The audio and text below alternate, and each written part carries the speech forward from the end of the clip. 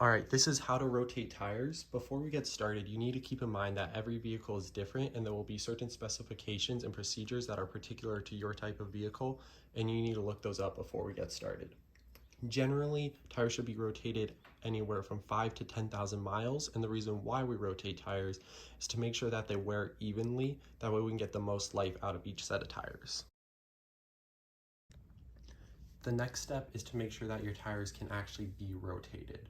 There's two factors that are going to determine if you can rotate your tires, and that's the size and your tread pattern. Most standard cars will have the same size tire in the front and back and will use a symmetrical tire tread. This can be rotated any way that you want, so it's not a concern. But on higher end sports cars such as Mercedes, you could find larger tires in the back and smaller tires in front, and this will give limitations as to how they can be rotated. You can always look up the name of the tire printed on your sidewall to make sure that your tires can be rotated to the front and back as well as side to side. The last thing you need to determine is what kind of drivetrain you have. We have a rear wheel drive car here, so we are going to be using a rear wheel drive rotation pattern.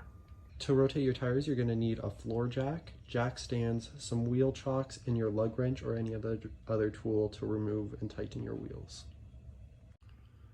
We're going to start at the front of the car. I have our floor jack under our center lifting point, and we're going to raise the car slightly without taking the tire off of the ground.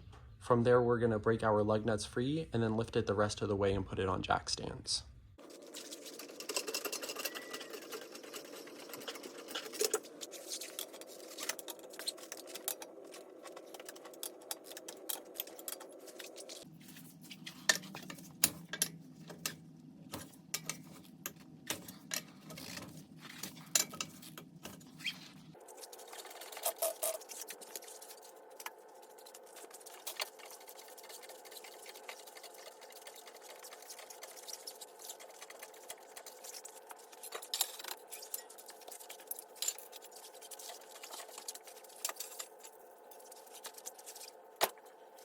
Once the front of our car is supported on jack stands, we're going to want to take both front wheels off and move them to their new position.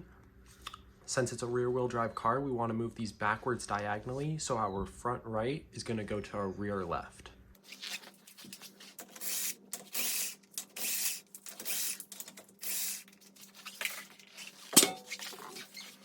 A tire rotation is also a good chance to be able to look at your brakes and suspension to make sure everything looks right and is working properly.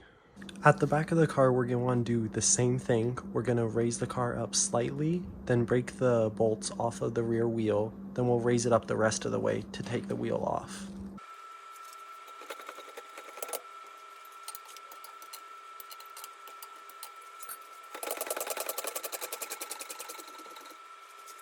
With the car in the air, we're going to want to take the rear wheel off and then swap it with the new wheel.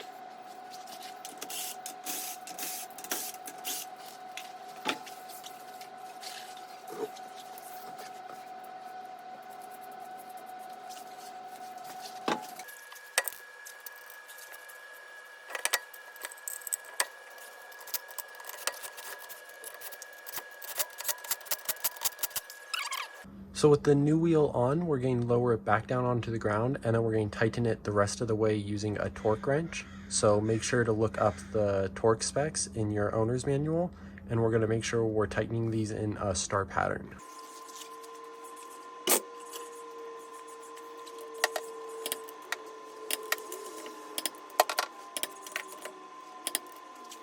Back at the front of the car, we're going to want to do the same thing. We'll lift the car up a few inches, take the jack stands out of the bottom, lower the car back down to the ground, and then tighten the bolts the rest of the way with the torque wrench.